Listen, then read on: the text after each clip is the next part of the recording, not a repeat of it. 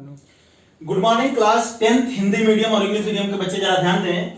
हमने आप लोगों को एसिड बेस और सॉल्ट यानी अम्ल क्षार और लवण ये चैप्टर हमने खत्म कर दिया है। आज हम लोग शुरू कर रहे हैं नया चैप्टर जो आपका है मेटल और नॉन मेटल, यानी अगला जो चैप्टर आपके पास है जो शुरुआत में करने जा रहा हूं आज, उसका नाम है धातु तथा अधातु। याद रखिएगा यह आपका अगला चैप्टर है। इसी के अंदर हम लोग सीखेंगे कि मेटल और नॉन मेटल यानी धातु और अधातु क्या होते हैं, कैसे इलेक्ट्रॉन डोनेट किया जाता है, किसी भी एलिमेंट के ऊपर प्लस का चार्ज कब आता है, किसी एलिमेंट के ऊपर माइनस का चार्ज कब आता है, दोनों के बीच में कौन सी बॉन्डिंग प्रिपेयर होती है, कहां पर आयनिक बॉन्डिंग प्रिपेयर होगी, ये सब चीजें यहां पर आपको सीखने को हैं। और दूसरी सबसे बड़ी चीज है कि यहीं पर आप लोग मेटलर्जी भी पढ़ेंगे जिसको धातुकर्म कहा जाता है। तो मैं आज बात करने वाला हूं आपसे धातु और अधातु के ऊपर।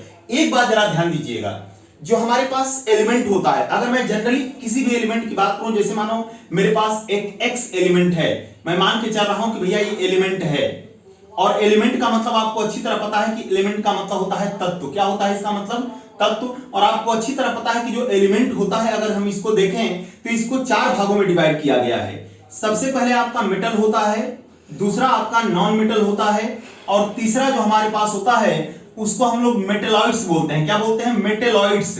मेटेलॉइड्स। और चौथा जो हमारे पास होता है उसको इनर्ट गैस कहा जाता है। यानी मेरे कहने का मतलब यह है कि हमारे पास जो एलिमेंट होता है, जो हमारे पास तत्व होता है, उसका बंटवारा इन्होंने धातु में किया है, अधातु में किया है, फिर उसके बाद आपके पास उपधातु में किया है, और फिर उसके बाद इनर्ट गैसों में किया है। इनर्ट गैस का मतलब होता है अक्रिय गैस। तो मेरे कहने का मतलब यह है कि इसमें से हमारे पास ये दो टॉपिक हैं, और एक तीसरा टॉपिक जो हमारे पास है मेटलॉइड्स, इस पर भी हम थोड़ा सा इसमें चर्चा करेंगे।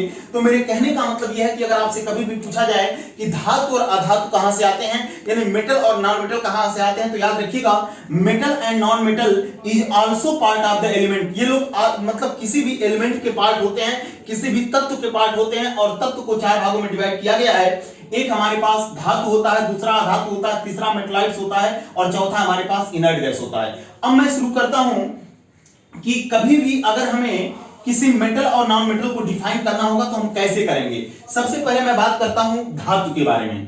धातु के बारे में हम लोग जरा चर्चा करते हैं कि धातु किसे कहा जाता है। धातु की जिसको इंग्लिश में क्या कहा जाता है? मेटल।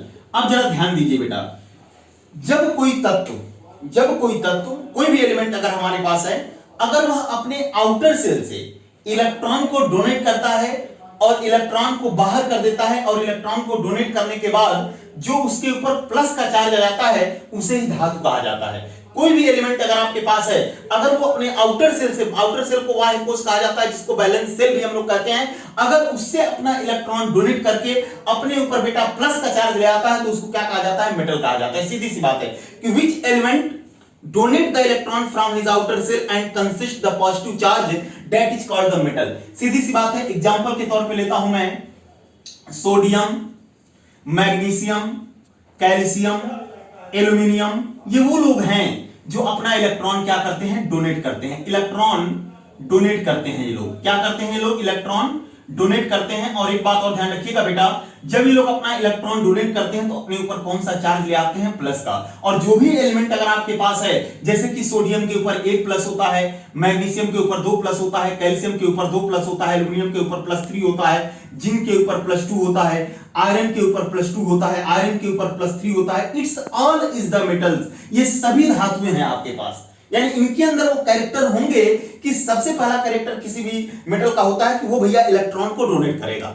और कहां से डोनेट करेगा? अपने आउटर सेल से, अपने बैलेंस सेल से। और याद रखिएगा जब भी अपने आउटर सेल से इलेक्ट्रॉन को डोनेट कर देते हैं तो वो चीज इनकी बैलेंसी बन जाती है। क्या बन जाती है?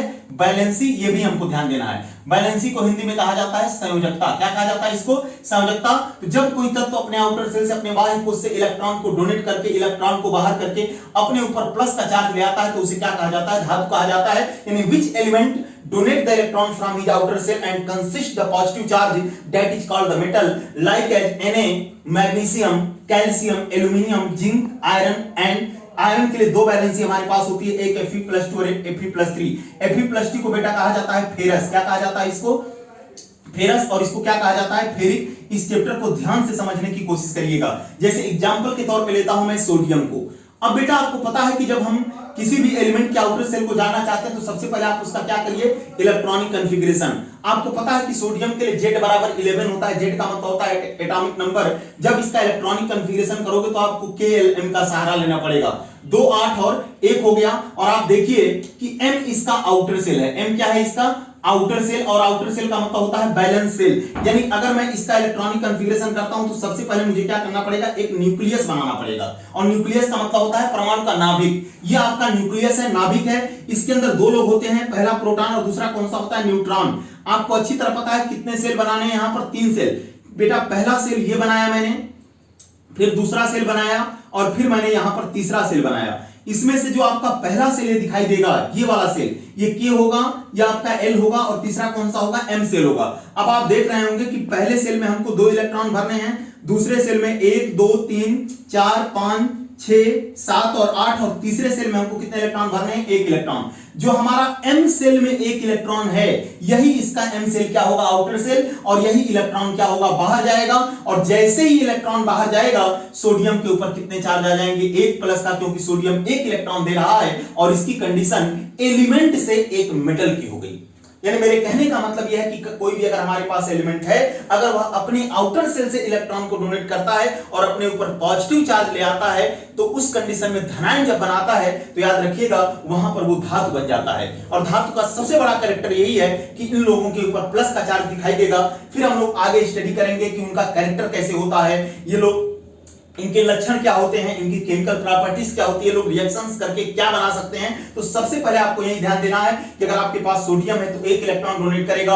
अगर दूसरी तरफ आपके पास बेटा कैल्शियम है तो कैल्शियम का एटॉमिक नंबर 20 होता है, 20 होता है, Z बराबर 20 होता है। और आप इसका इलेक्ट्रॉनिक कॉन्फ़िगरेशन करोगे KLM और N, यानी आपको 4 सेल यूज करने पड़ेंगे। पहले सेल में 2 इलेक्ट्रॉन, दूसरे सेल में 8 इलेक्ट्रॉन, तीसरे में 8, और लास्ट वाले में कितना आ रहा है, 2 इलेक्ट्रॉन। और यही 2 इलेक्ट्रॉन क्या करेगा, ये डोनेट करेगा, इसलिए इसके ऊपर कौन सा चार्ज आ जाएगा, +2 का। और इसका मतलब कि कैल्शियम 2 प्लस लेकर के रहता है, सोडियम 1 प्लस लेकर के रहता है, और मैग्नीशियम भी 2 प्लस लेकर रहता है। तो मेरे कहने का मतलब यह है कि ये इनके मेटालिक कैरेक्टर को शो करता है। और कोई भी अगर एलिमेंट मेटल के पोजीशन में है, धातु के पोजीशन में है, तो इसका मतलब कि इसके ऊपर कौन सा चार्ज आएगा, प्लस का चार्ज आएगा।